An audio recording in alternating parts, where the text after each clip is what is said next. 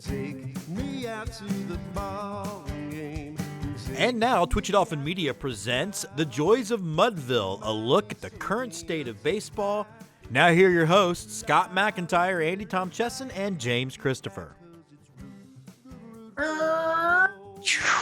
We are back on Joys of Mudville, and we're back on video because I am not in a derpy hotel room. Andy's got the beautiful... Andy, show that jersey off, man. That is a beautiful jersey. Charlie bit me. I just can't help but think that the Charleston Charlies is a better brand than what they currently have. I appreciate the Dirty Birds. I appreciate the Dirty Birds for what they are for probably the kids in the West Virginia market, but this is a superior brand. Much. And Tommy Scott, where do you? I don't know what's happening here. I landed about 12 hours ago. Scott, Tommy, can you hear me? Yeah. Hey, what are you? Why don't you tell everybody what you're wearing and do a shout out to a dear friend of ours? Well, thanks for passing that over to me, John. I mean, Jim, whoever you are.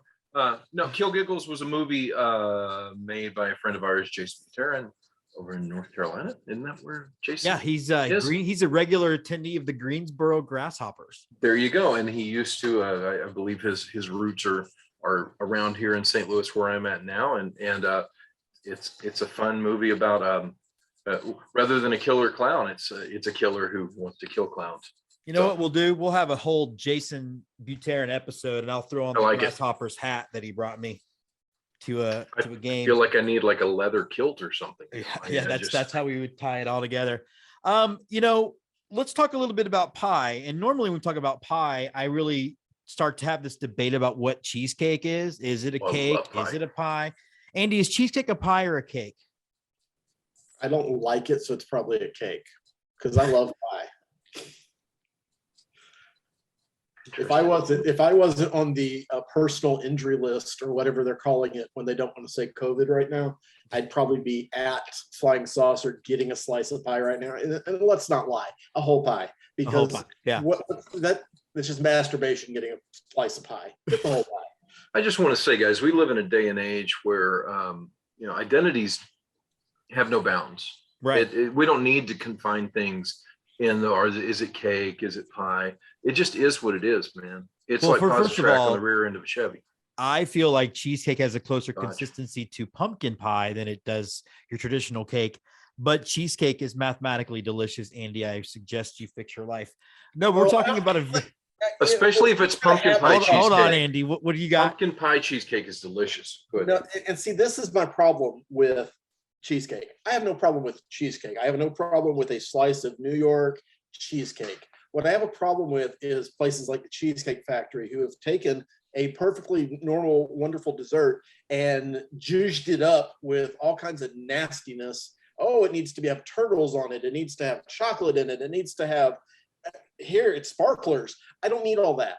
10 out of 10 agree. I hate it when solid cheesecake. Stop overcomplicating things that don't need to be overcomplicated. Like, for example, the new MLB proposed. That was a great segue. The shift rule. Scott, why don't you give just a base instruction of what this is and pretend like the host of this show didn't know what it was until he hit record. Okay, so they are going to take the line. Okay, so second base is still going to be exactly where it is on the field. All right. But they're going to draw lines. So if second base is sitting here, I'm going to draw a line like this to the outfield and a line like this to the outfield off each edge of the base and create a pie that no fielder can be positioned behind. So there's a slice of the baseball field, the pie, that no fielder can be prior to the pitched ball. I mean, obviously he can run over there and make a play, but yeah, I guess the mentality is we're so accustomed throughout the years to watch these line drives go right back over the pitcher's head and scoot into the outfield for a base hit. Well, we just shouldn't let somebody put their body there because, we want to see that still be a base hit. So they're going to you were slice gonna of pie. chime in because I want to back up on this, but Andy, you were gonna chime in on something too. Well, I mean, two things. First of all you're buying cameras and microphones and stuff. Can we get a telestrator for Scott, please? Because Yeah. Scott needs a telestrator. Oh God, that'd be awesome. So what they're Because- gonna do? See, they're gonna take this line here and boom, this boom goes here, and this guy's going here. Okay, so nobody can be here in this field because we got the slice right here. It's dirt pie right here behind second base. Right, boom. These guys are gonna love it. And then And you need to follow me and Andy around and circle our back sweat when we're shooting, because that way we But can. Oh, this, but this is part of Hand how out a simple turkey this is leg going at the to end of get. the year. You're going to need a telestrator to call a baseball game because somebody's going to violate that line rule at some point. You're going to need a camera on that line because you can't trust the umpires to do it because they suck. And I say this fully watching a CB Buckner game last night. So, what happens when the second base ump has to be inside? Inside the bag. Let's back up. Let's get to the why before we get to the how. I am not necessarily a fan of banning the shift. I understand that it's a naive to say we haven't changed the field. We've raised and lowered mounds. We've done all that stuff, but I don't know that I just don't know that I'm pro banning the shift. And Andy, we'll start with you just in that question. Where do you sit on just the concept of banning the shift in the first place? I don't like it. Let teams compete the way they need to compete. If you are a team that needs to shift your defenders to give yourself a mathematical advantage when it comes to getting outs, fantastic. I am not in the Joey Gallo camp of that we're somehow robbing fans of baseball of his greatness by putting a fourth outfielder in right field because that's where he's going to hit the ball every damn time. And since he can't learn to do something else, he doesn't deserve to be in the major leagues. But a whole different podcast. So no, banning the shift is just another Rob Manfred. Well, let's see what we can break that doesn't really need to be fixed.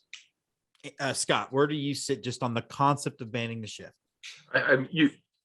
We live in an age of analytics. We live in an age of information.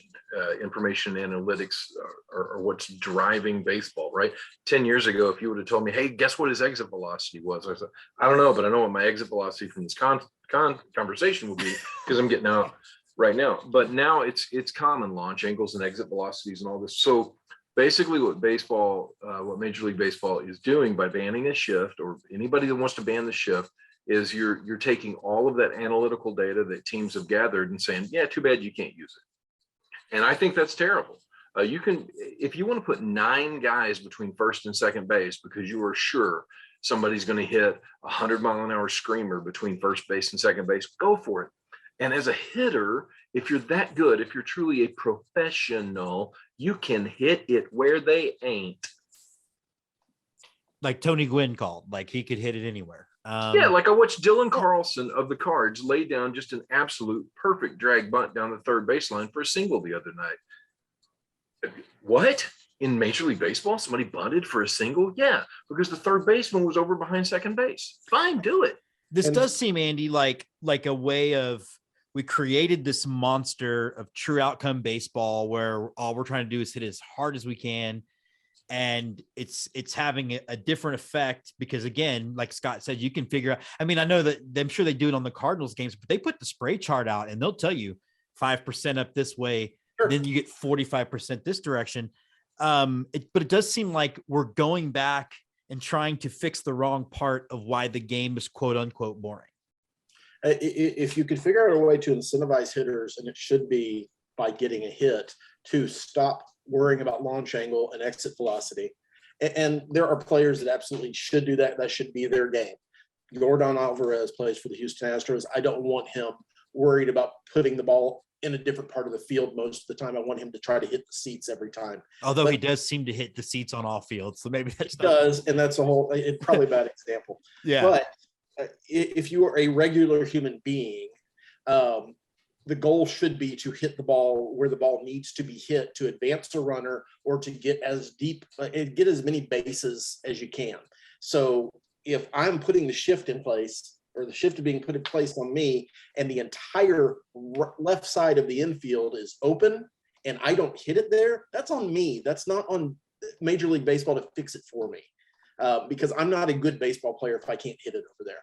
And I've heard the counter argument to that is, well, we've taught these players for the last 20 years that they need to just hit as hard as they can and become all pull hitters.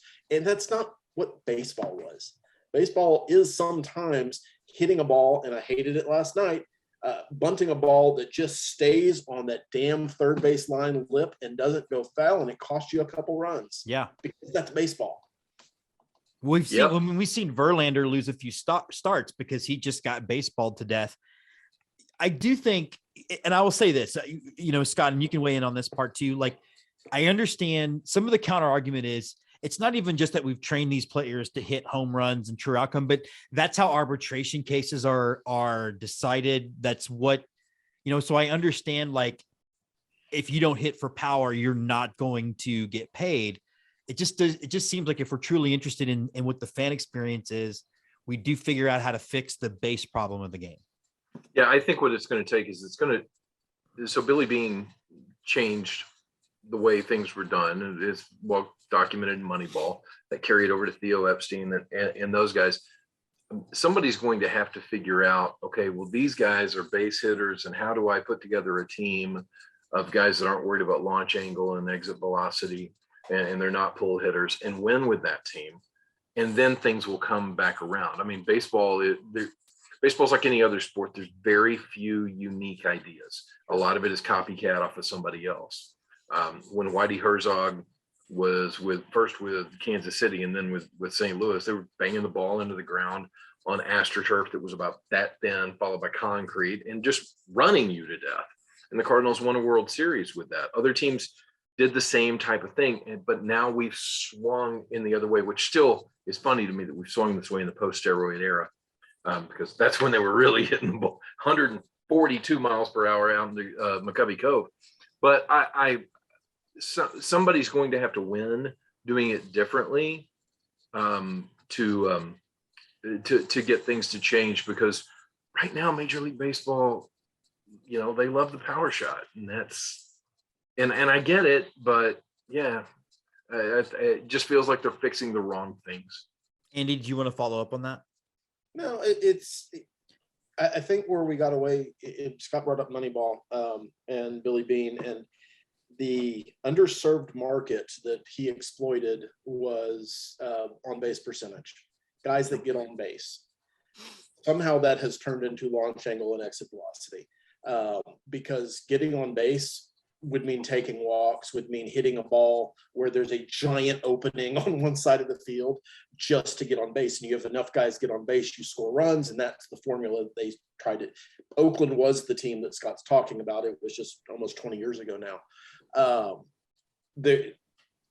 I think some of the rules that they're trying to put in place and playing around with in the minor leagues would actually facilitate some of that. I think expanding the size of the bases, decreasing the space between the base paths, some of the other things they're playing with, that's going to help that.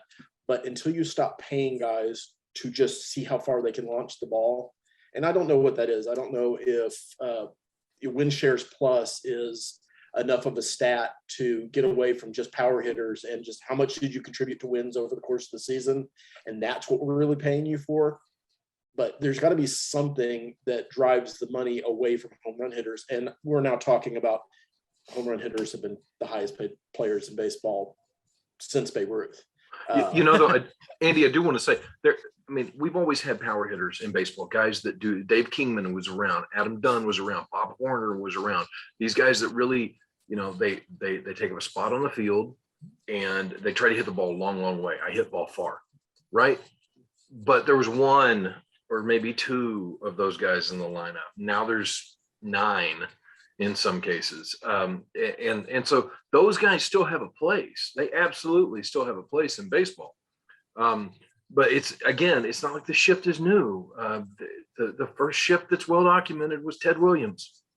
I mean, it's interesting because you can name that handful of players. I'd add Rob Deere to that. Yeah. They weren't so plentiful that we couldn't name them. And we're talking about guys who played in some cases 30, 40 years ago now. We still know them because there were so few of them. Now you can look at some major league teams, and to your point, there are 8 or 9 of those guys. and it's just become boring, frankly. I wouldn't want to watch the Angels outside of Otani and Trout, because it's a bunch of guys who are trying to get the ball into the bleachers who can't get the ball in the bleachers. Well, I remember even just recently when Springer got called up and moved to leadoff, and I was like, because in my mind, the leadoff is the fast guy, followed by usually a left-handed bat in case he gets on base and he can take advantage of the gap. And then you start getting into your 3, 4, and 5 guys that are power hitters.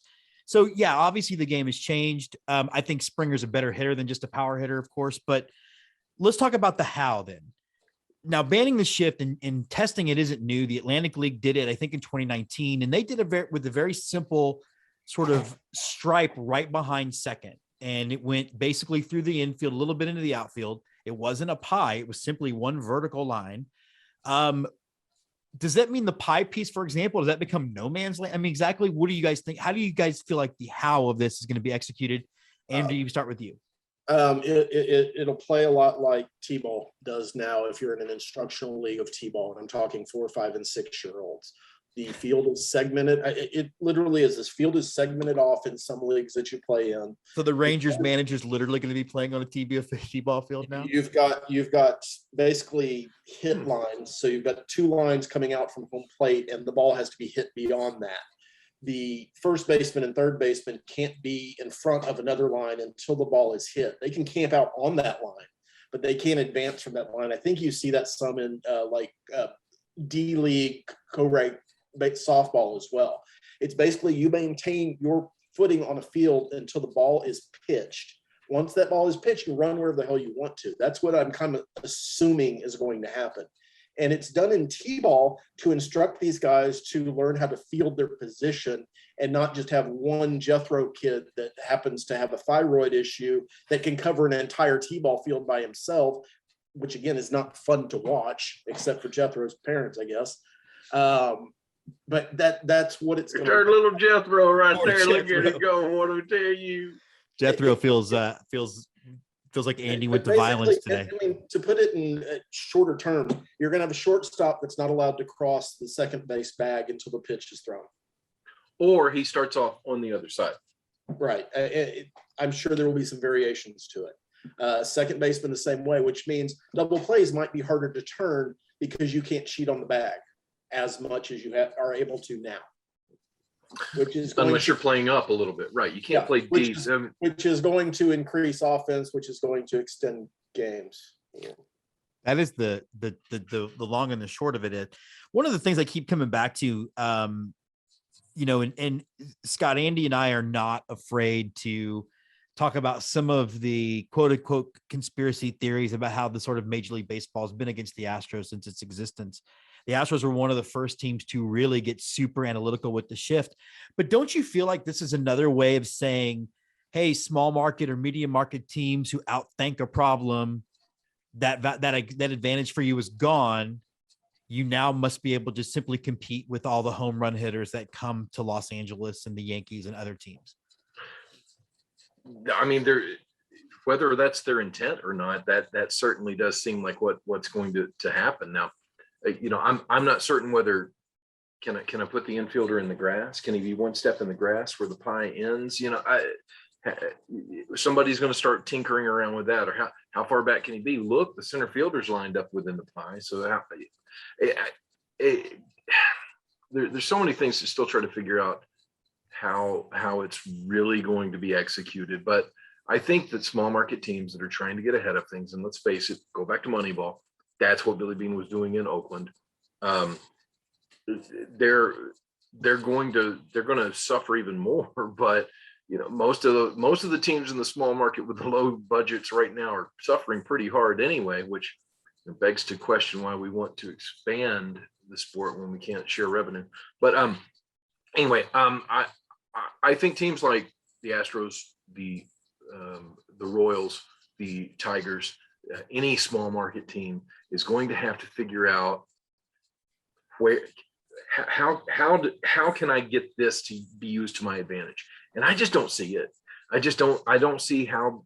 I think it's limiting creativity. And I think creativity is one of the coolest things about about baseball, whether it's a guy's mustache or how high he wears his socks, which ways he's got the rows facing on the garters underneath. Creativity is something that's been around baseball forever, and it's limiting that. Anything that stifles creativity and problem solving, I don't like.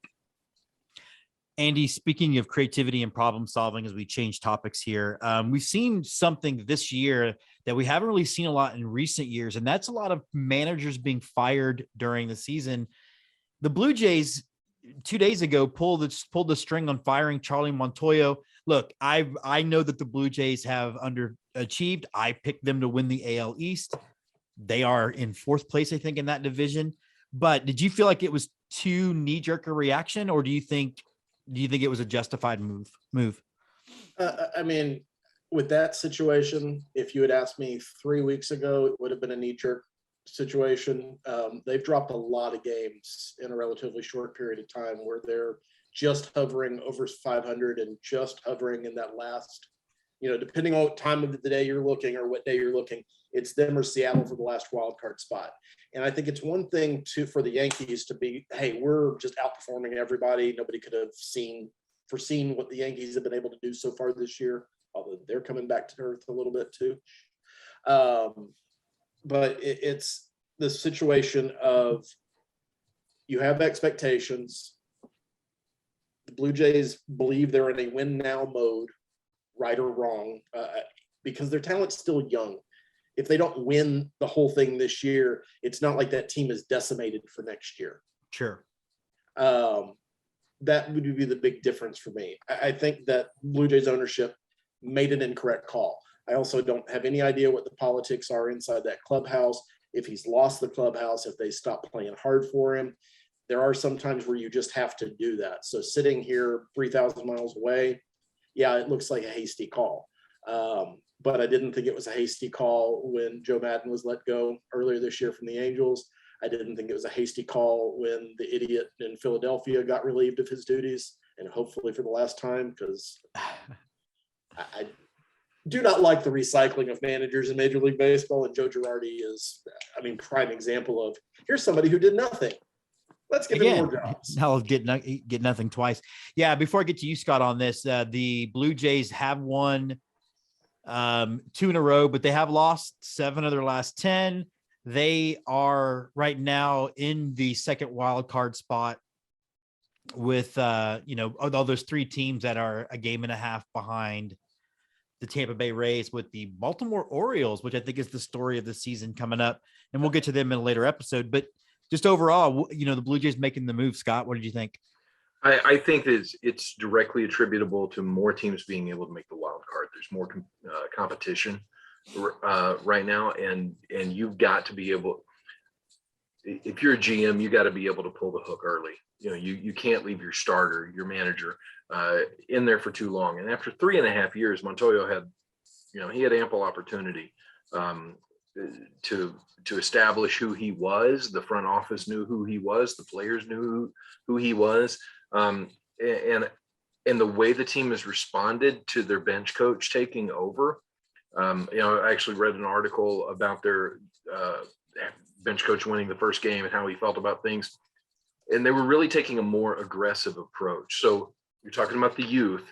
I think whenever you have youth involved, it is important to be aggressive because that comes natural.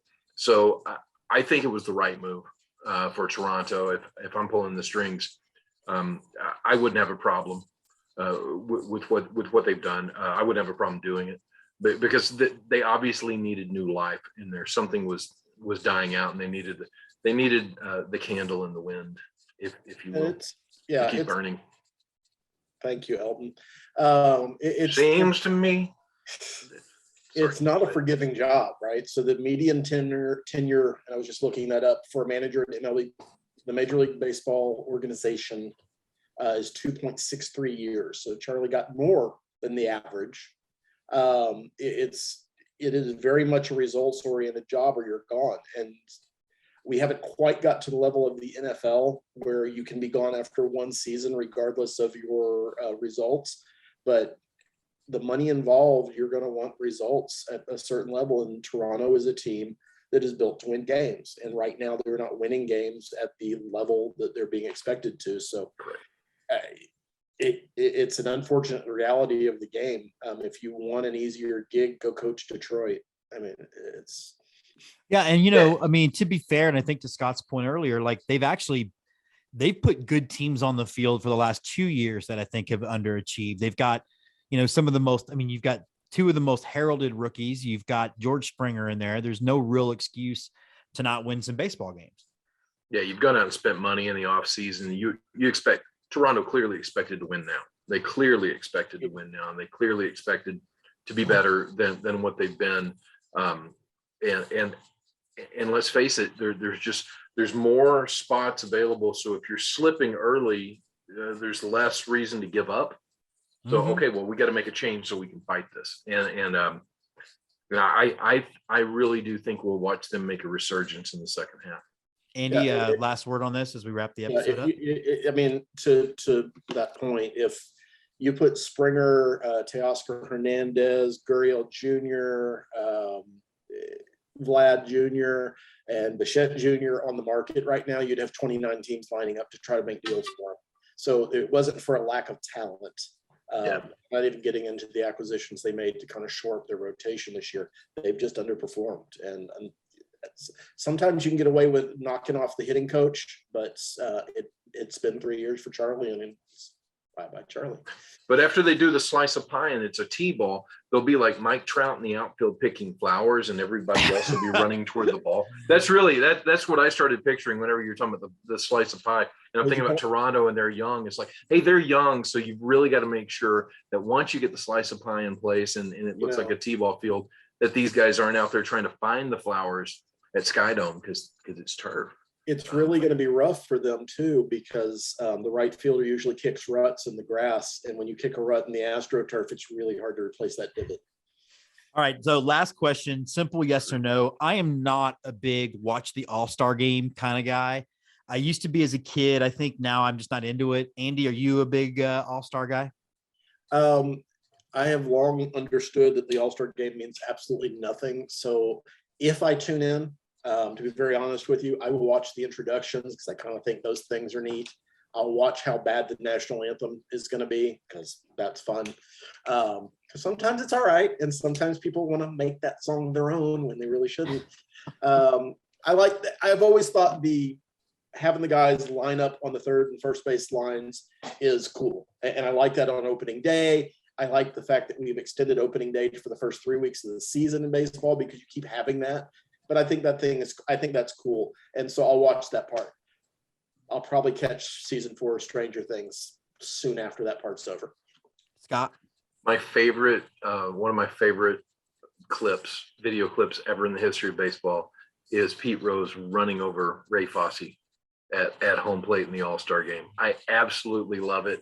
And that's, when I played that, Pete Rose was the guy that I wanted to emulate myself. But now, it's not what it is. I mean, I am more likely to watch the MLB All-Star game than I am to watch the NFL Pro Bowl. I can promise you that. And I'm damn sure not going to watch the NBA All-Star game, but because I don't want to. But it out of all of the sports, it's probably the second most competitive game, just because hockey does four divisions that are all playing a little mini tournament. But yeah, I don't know. If I'm watching it, it'll be a drink in my hand, and I'm hopefully falling asleep by the 6th inning. But yeah, I'll probably have it on. This is very much an old man yelling at clouds sort of situation. But if there is some free agency killed in Major League Baseball, and I think it's improved teams, I think it's been great for the players. It killed the All-Star game, because the All-Star game, when Pete Rose ran over Ray Fosse, was absolutely the National League and the American League hating each other. Yeah. And the players really, really, really wanting to win for nothing other than bragging rights. But that mattered. When you had players start switching teams on a fairly regular basis and switching leagues, and all the things that baseball has done to water down the differences between those leagues, it's not the same game. There's not the same level of competition. We went a long way from Pete Rose running over Ray Fosse to Bud Selig sitting in the stands going, "We don't have any more pitching." Wait, what? What? We gotta call it a tie? Oh Well, shit. the tie. Well, yeah, and there's also you could also interleague play. I think also affected the All-Star Absolutely. game. But all right, that Yep. does wrap up Joys of Mudville, gentlemen. You guys have a good weekend. Good luck, and I guess enjoy a little bit of break from the stress because you've only got about 4 or 5 games left before the All-Star break.